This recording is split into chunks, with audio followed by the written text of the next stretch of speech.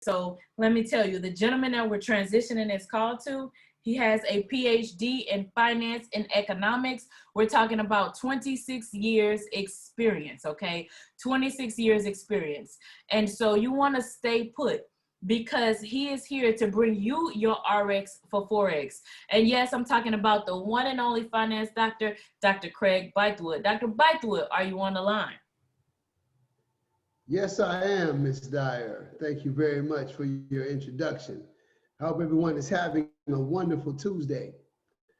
Let me welcome everyone to a talk with the finance doctor, your RX for Forex. And for the benefit of the 111ers, this call is called a talk with the finance doctor. We chose that prepositional phrase by design because we want this to be a dialogue. We want this to be a conversation. So in Ms. Dyer's training is chart-based. So the most efficient way to ask questions is via the chat. But in this situation, we want to hear the inflection of your voice. We want to hear you dialogue about the things that you'd like to know more about. So in this forum, please walk in the power of the unmuted microphone and ask your questions. So in this call, we do two things. Number one, we ask questions based on the fact that we recognize an awareness of the fact that personal finance is the only area of our society where the individuals who ask about, I'm sorry, somebody just distracted me. Thank you for the compliment. So personal finance is the only area of our society where the individuals who give us information about the products happen to be the same individuals who sell us the product. If you wanted to know about the dangers of crack, would you talk to a crack dealer? Of course not. Their answer is going to be based on what's economically going to be advantageous for their organization. So this is a mechanism for us to be able to have objective conversations where we can talk about all of the areas that reflect our economic empowerment. To me, personal finance is any particular decision that you make that affects your household with either money going in or money coming out. But once we come in a forum like this and we discuss it in a way we can discuss it objectively, now it becomes economic empowerment because you understand it and you can take it to a situation where you're relying on your expertise rather than the institution. I say it all the time. We are not anti-institution, we are pro-household. And the second, and in my opinion, most beneficial reason for this call is we put a large premium on explaining mindset, on making sure that we understand what the value is of thinking in the right way. We have to have a vibration. We have to have a mindset. We have to have a frequency. We have to have an energy that matches this vehicle. If you have a vehicle that allows you to be able to go to the next paradigm in wealth and abundance, but you're vibrating down here, that's a mismatch. One of those things is going to have to go. So you have to understand that in order for you to operate in a way to take advantage of this, to push this vehicle to the other side of wealth and abundance, you have to do your personal mastery. You have to do your personal development. You have to spiritually put yourself at a point where you are vibrating at the highest high. Because any other situation, any other mindset is going to attract an outcome that will match what you're doing. You know, there's a book I read from time to time, and it says, as a man thinketh, so is he. So we have to really think about how important this is. So welcome to a talk with the finance doctor, your RX for Forex. So before I begin to talk about what I came here with, the agenda that I brought to this call, let me pause and ask if anyone has any questions, comments, or testimonies. So let me begin by addressing a question that was asked in the chat. I thought it was a very legitimate question, but I'd like to go a little bit deeper so that we can really walk away with some understanding. Anybody that gets a personal email from me will see some Bythewoodisms in my signature. And one of them is, if you know what you're doing, you will always have a job. If you know why you're doing it, you will always be the boss. So let's discuss this. The question, or first of all, the topic that Ms. Dyer, the trade whisperer, was discussing was time frame confluence. And someone asked the question, well, shouldn't the vibrato pick that up? And again, very legitimate question, but I want to give an analogy so we can really uncover all of the layers of that good question and that good answer. Am I the only one on this Zoom that wanted to ask a question to someone, some customer service, some IT, some company in which I had an issue I wanted to be addressed, and I called the company. And when I called the company, there was a machine. And the machine wanted me to recognize that it can do everything that a human can do. Some of those machines tell us that. Please be specific about your question. I can handle any answer that you need, just like a human. So y'all see the look on my face. It never works out. I don't care how many frequently asked questions they program in that computer. Sometimes we have some gray areas that need to be addressed. And the computer is designed to be able to address black and white. Now, I'm glad you said that, Ms. Thompson, because I'm going to hit that later. Ms. Thompson said, it's so annoying. Remember that she said that. Now, hear me, person who asked that legitimate question. The vibrator is a machine. The vibrator is an algorithm. The vibrator is taking black and white scenarios, and based on that, is coming up with triggers based on what it sees, based on the machine of yes and no, zeros and ones. So the beauty of understanding, well, the vibrator should pick that up, should it? Because the vibrator is only going to pick up the trigger points, but it's up to us to add the human element. And you know, by the time you get to that live person, you're so satisfied, you're so happy, you're so elated. Hi, my name is, can you pull my account up? Here's my question. But prior to that, that machine thought it could address all your issues. But the human element is so important. So again, the vibrator is a machine. Your ability to be able to take the BYOB cash out strategy and apply it to your trade is human. So together, it's the best of both worlds. Because I do agree with this point. If you call and let everybody get right through, some people that don't really have questions are going to get through. And some of those questions can be answered by the machine, but not all of them. So again, that's why it's important that we bring in the human element. So one more time, before I get into my subject for tonight, questions. I sound like a preacher, didn't I? Questions, comments, testimonies. So I will make 3 points and then I will have my seat. Okay. So one of the things that we talked about on Thursday was the presidential debate. And we talked about how we can take the presidential debate and we can choose to look at it a certain way, in a way in which, rather than focus on the energies that we saw in that debate, rather than put our energy into what someone was saying or why they were saying it, that we should take a different approach. And the reason why I suggested that we take a different approach is because, think about what Ms. Thompson just said, it's so annoying. So I'm going to put her on Front Street to make the point of how we always have a choice of how experientially we look at something. Let me say it again. We always have a choice of how experientially we choose to look at something. She said, and it's accurate, but she said, that's so annoying. It's so annoying because I'm talking to a machine. I just said, I'm so elated because I got to a live person. But wait, Dr. B, those are the same thing. No, they're not. They're two totally different energies, both from the same experience. So we have to ask ourselves, how many times do we focus on the annoyingness of having to speak to a machine rather than walking in the appreciation of getting a live person? I hope y'all don't realize that that's anything against Ms. Thompson, because all Ms. Thompson did was reflect the way all of us humans think. We give so much energy to what is annoying rather than giving praise to what we like. It's a choice.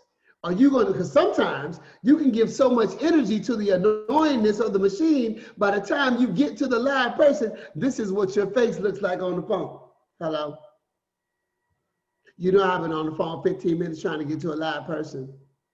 So I get it, you were on the phone 15 minutes getting to a live person. But what if you chose to walk in the energy of being excited about the live person instead of annoying at the machine? You know what you just did? You just set the vibration, hear me? You just set the vibration for the next phone call. As a man thinketh, so is he. If you choose to think about the annoyingness, you just send a vibration out to the universe that says, send me more things to be annoyed about, because that's where I put my focus. That's so annoying. I'm so excited that I got to a live person. Same experience, different choice in how you want to look at it. So if you think about it, that's very consistent with some of the comments I made on Thursday about the way in which we need to look at the presidential debate. Well, one thing's for sure, there's a whole lot going on right now.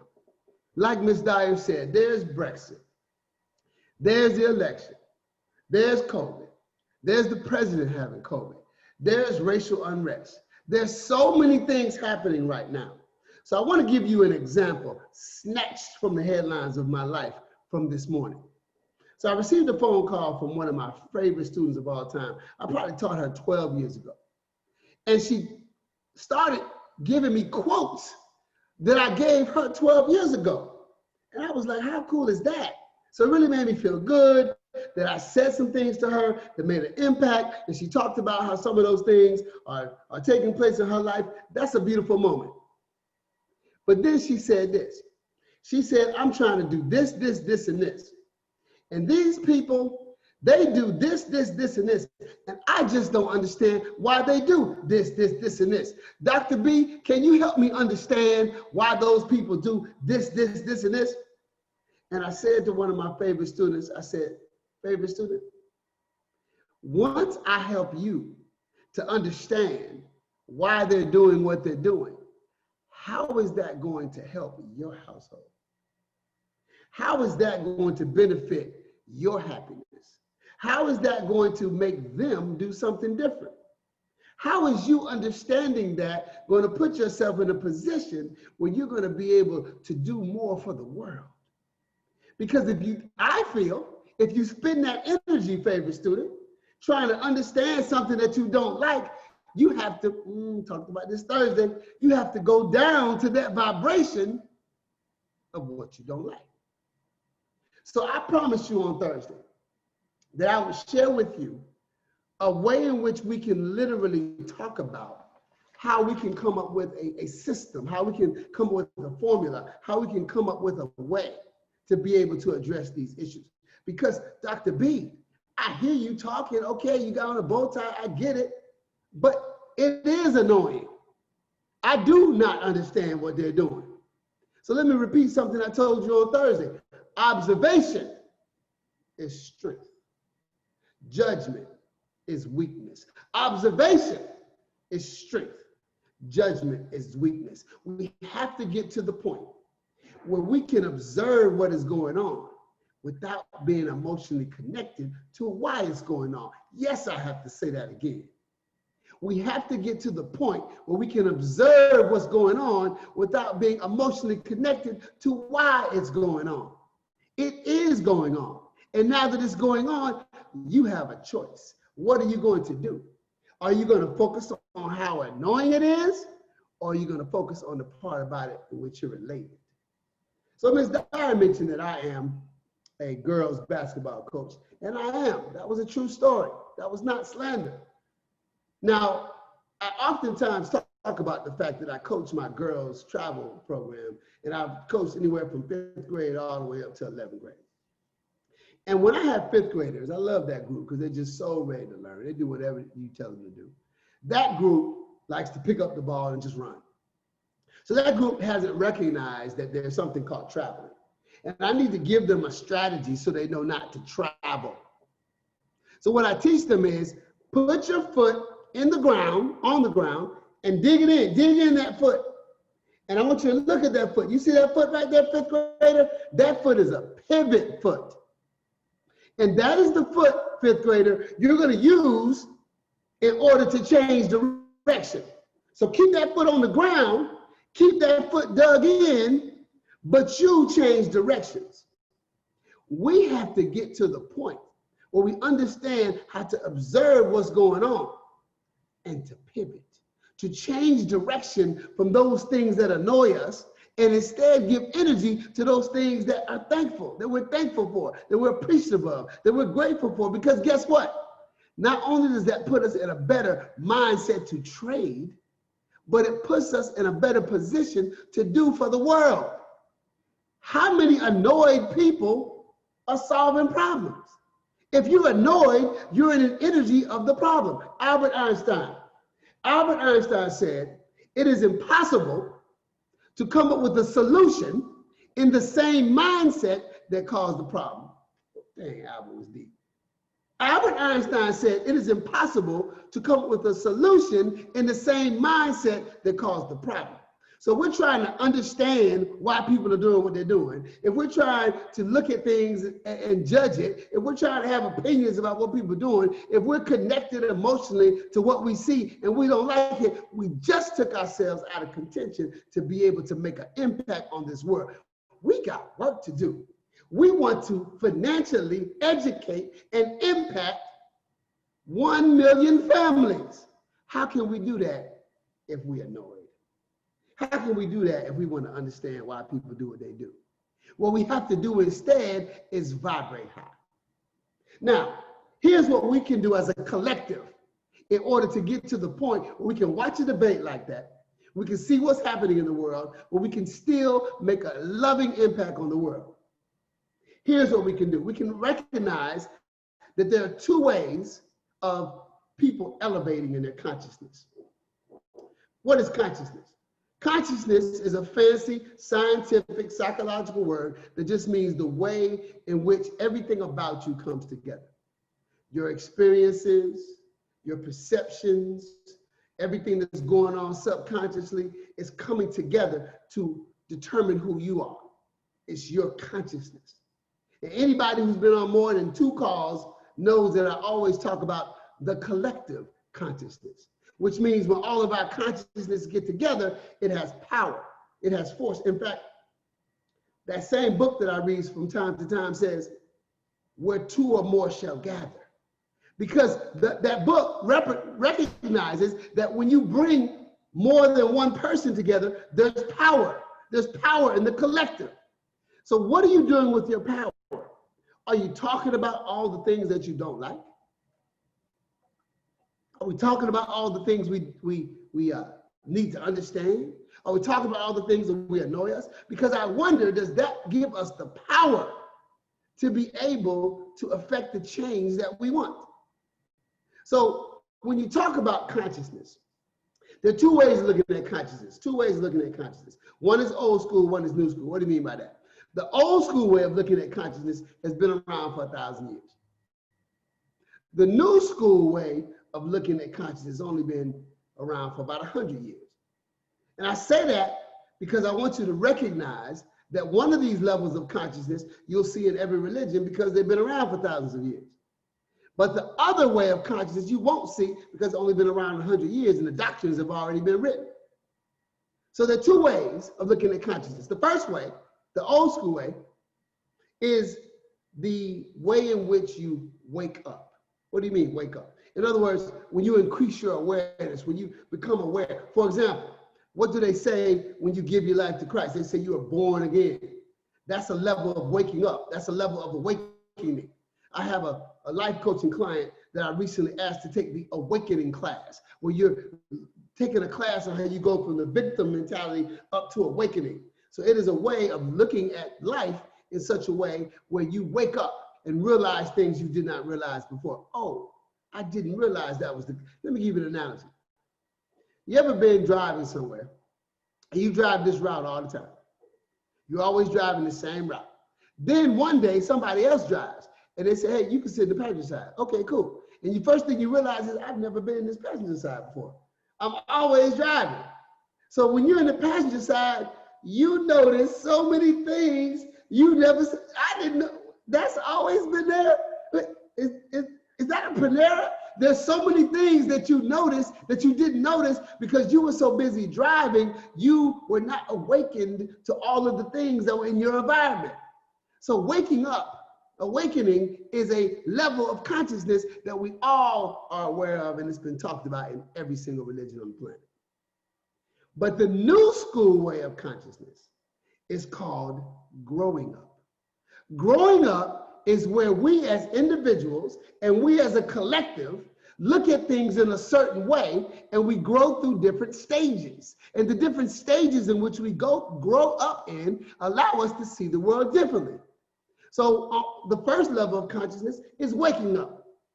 The second level of consciousness is growing up. So let's talk about growing up, and let's talk about how we can take the concept of growing up and use it to make an impact on this world despite all the externalities that are going on. So the first stage in growing up is referred to as egocentric. Egocentric. That's interesting. I'm explaining this from the perspective of a group of people, a society, a planet. But you can also see this in your children. Because egocentric means you look at everything through self. It's all about me. So you know that the 2-year-old, the 3-year-old, I don't care what you say, what kind of language you use, it's all about them. You ever seen a kid that's in that little toddler age group, and then somebody else has a birthday, and they're just not even able to handle that? What? You giving attention to somebody else? I know that's my brother, and I love him, but about his birthday? What about me? Where's my birthday's in 17 months? So egocentric means it's about you. Egocentric. So the way in which you perceive the world, the way you experience things is based on the center being you. You're egocentric. So just like children go to that, so do societies. Stage 1, egocentric. Stage 2 in the growing up consciousness, ethnocentric. Ethnocentric. So I'm talking about ETHNO, as in ethnic group, ethnocentric. Ethnocentric is where we start to care. We start to really be cognizant of what's going on around us, and we really have a heart for what's happening in the world. But we only do so with our group. We've gone beyond egocentric. Now we're only concerned about our people. Now we're only worried about people that look like me or people in my neighborhood. It doesn't have to be about race. It could be your school. It could be, just today I was talking to someone. I said, what high school did you go to? I coach at Wharton. And they said, I went to Freedom. That's my rival. That's my rival. He didn't talk about whether it was a good school or it's close by or we're in the same neighborhood. That's my rival. So ethnocentric is when you begin to care about the world, but you only do it within the confines of your group. So think about how many times we watched the debates, and there were issues coming up, and those issues were only based on what's happening to a particular group, whether that group is a Democrat, whether that group is a Republican, whether that group is a woman, whatever that group is. Now, as I talk about ethnocentrism and ethnocentric, let me say this. Today, Federal Reserve Chairman Powell had a very interesting conversation.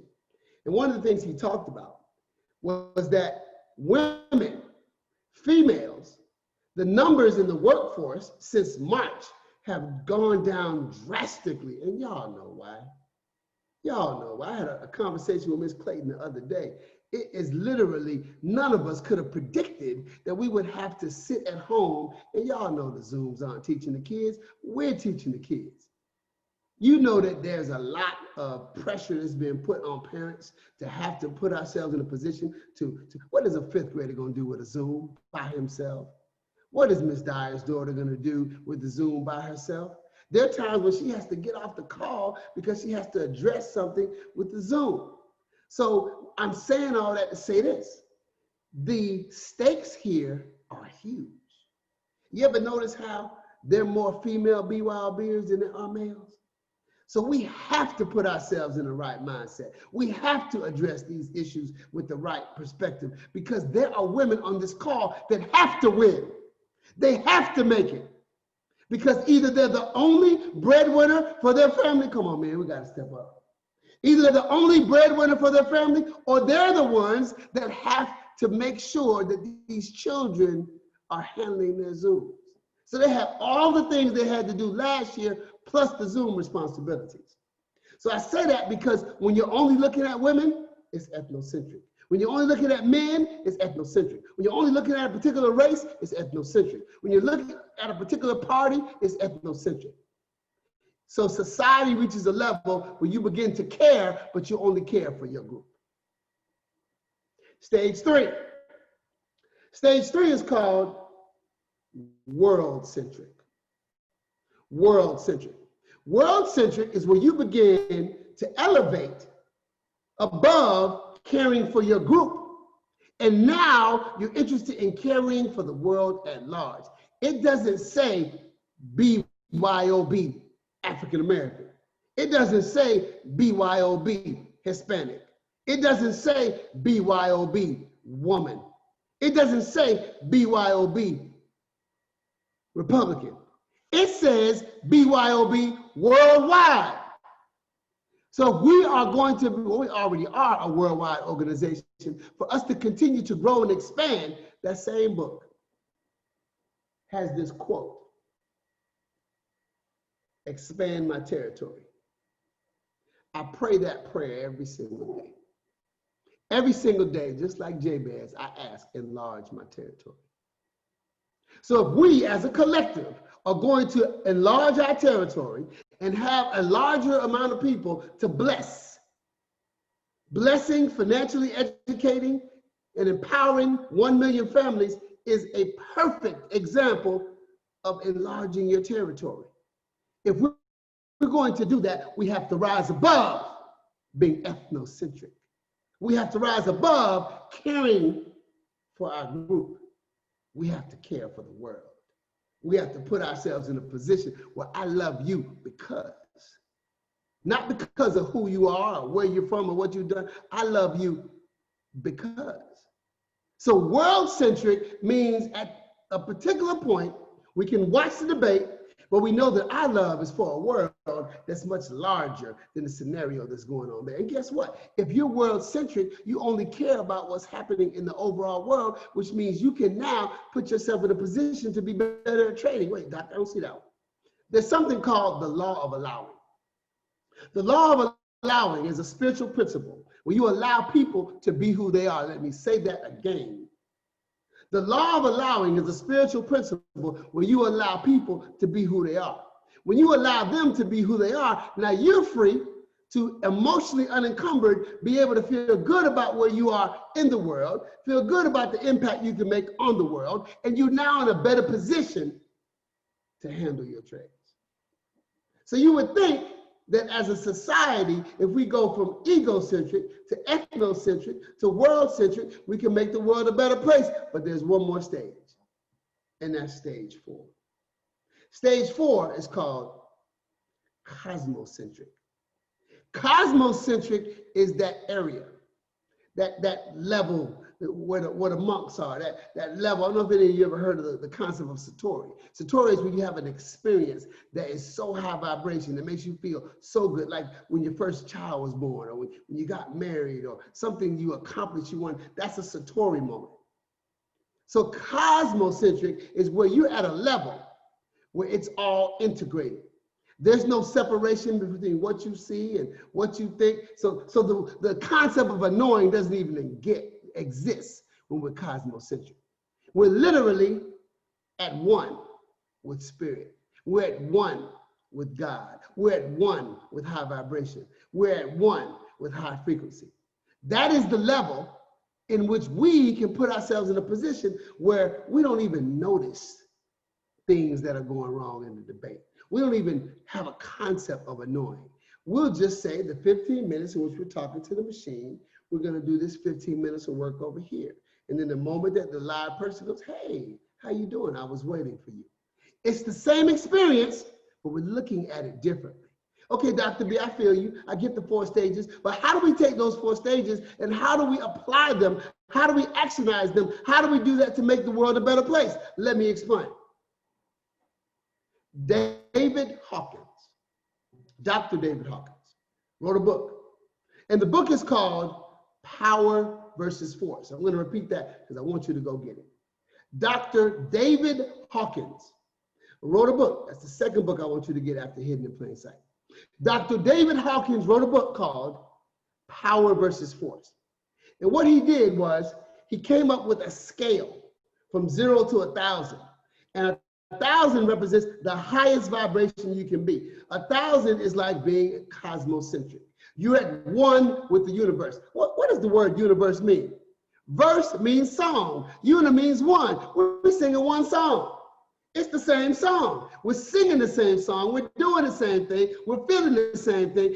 It's impossible to sing one song when you talk. I don't understand why they're doing what they're doing. I'm annoyed at what you're doing. One song, universe, cosmocentric. So power versus force takes 0 to 1,000, and it comes up with a scale. As an example, the average person walking around the world is at a 200. Adolf Hitler was at a 30. So what we want to do is we want to get higher on the scale. How do we get higher on the scale? Go listen to every single Talk with the Finance Doctor that's ever been taking place. How do we get on the scale? How do we get higher on the scale? Go listen to the first 5 minutes of any market talks and any live trading that's ever happened. Because Ms. Dyer stops and takes the time to make sure that you are firm, to make sure that you feel good, to make sure that you say who you are, that you are deliberate about what comes after your I am. So power versus force makes this point. If you can raise your vibration to a level of 500, if you can raise your vibration to a level of 500, guess what?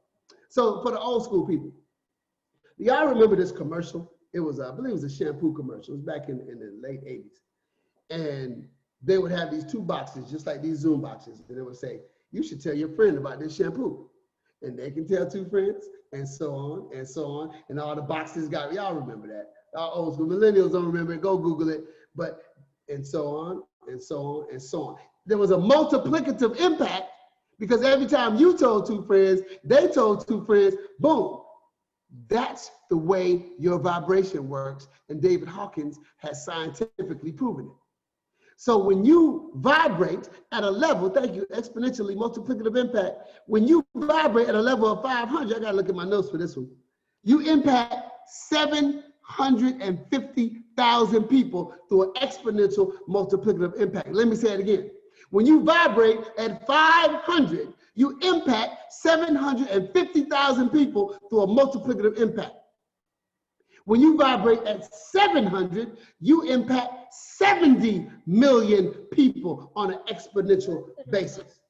So rather than watch the debates and talk about what's wrong with the candidates, because you got to go down to their vibration to do that. Rather than have an experience and say it's annoying, you got to go down to their vibration to say that. Rather than look at someone and say, I need to understand why they're doing that, you got to go down to their vibration to observe that and to talk about that. So what we have to do is recognize that the way in which we heal the world is to raise our vibration. You literally have the ability to vote and raise the vibration of 70 million people. You literally have the ability to be able to trade, use the BYOB cash out strategy, and impact 750,000 people. So today, starting right now, let's begin to raise our vibration. We're already woke, otherwise we wouldn't be on this Zoom call. Now let's grow. Let's get out of this egocentricness where it's all about me. Let's get out of this ethnocentrism where it's all about my people. And let's not make it be all about love, all about high vibration, all about being a servant for the planet. Because all you have to do is feel good and you just bless somebody. All you have to do is bless somebody and you just bless other people exponentially. I'm going to give you those figures again. When you raise your vibration to a level of 500, you impact 750,000 people on the planet. When you raise your vibration to 700, you impact 70 million people. So the next time you're pissed, next time you're mad, next time you have an attitude, next time you want to talk about what somebody did, the next time you want to address something, next time you want to understand why people do this, realize you're lowering the vibration of the planet. We don't have time for that, y'all. We got 1 million people to financially educate and empower. So rather than looking at the debates, rather than talking about Brexit, rather than being emotionally connected to what's going on, let's raise the vibration. This has been a talk with the finance doctor. Questions, comments, testimonies. Dr. Bythwood, Elizabeth Brownlee here. And I think it was Ms. Clayton that wrote in the chat on the call with Mrs. Dyer that our trading today was a life-changing day. Well, you've just put the frosting on the cake and made this definitely a life-changing day for every one of us on this call as we apply what we received tonight. My God, how many times do we multiply that rather by 70 million? This is phenomenal. Thank you so much, Doctor. You're very welcome, Ms. Brownlee. Thank you for those comments. Anybody else?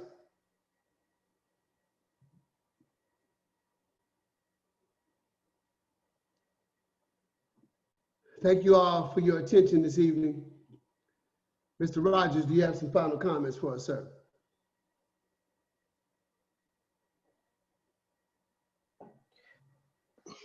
Yes, sir. Yes, sir. Thank you once again, Dr. Bythwood, for putting the hay down where we can just simply absorb all this.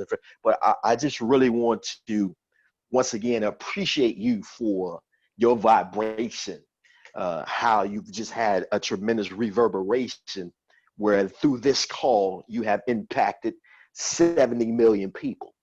And that exponentially multiplicative, what value that you allow us to participate in is just simply amazing. And I really want everyone to really capture the essence of what Dr. Bythwood has shared with us this evening. And for you to realize that everything that we've purposed to do is to make the planet better. And it was even tremendously demonstrated in the words and the energy that Dr. Bythwood has just shared with us. Now, imagine this.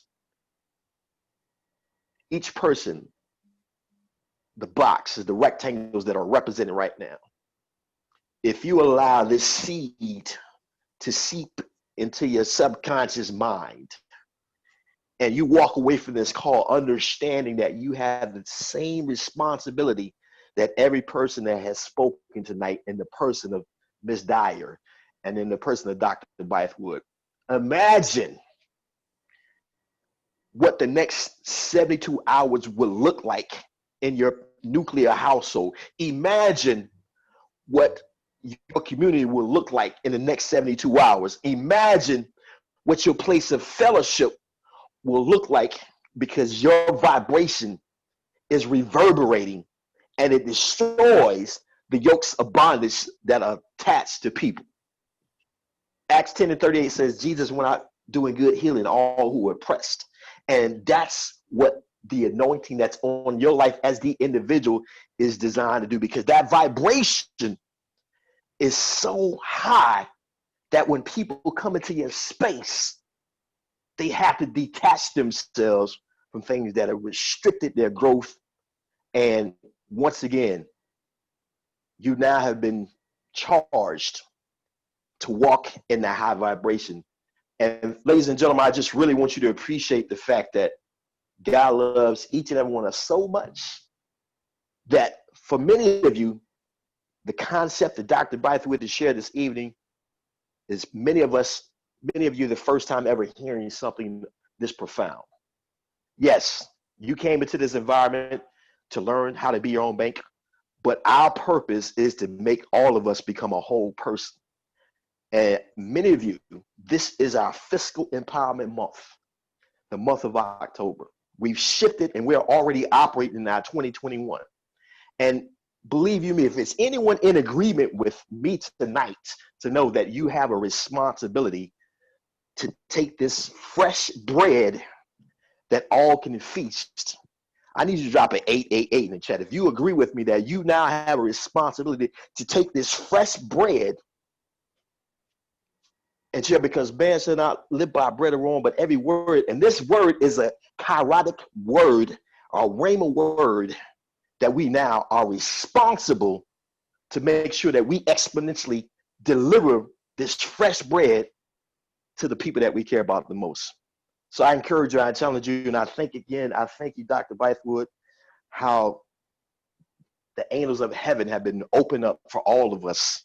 There's an open heaven for everyone that's under the sound of our voice. And we pull it down into the earth realm so that it can come full manifestation in your personal life. So back to you, Dr. Bythewood, and close it out how you see fit. Thank you for those comments, Mr. Rogers. Thank y'all so much for your attention and your energy tonight. So we're going to close out in prayer. Heavenly Father, we come to you right now and we thank you for this opportunity for this group to get together, this collective. Let this collective leave this call and actionize all of the concepts that you set forth tonight. We are thankful, we are appreciative, and we are grateful. Amen. Everybody have a wonderful Tuesday evening. We'll see you tomorrow at 5 a.m.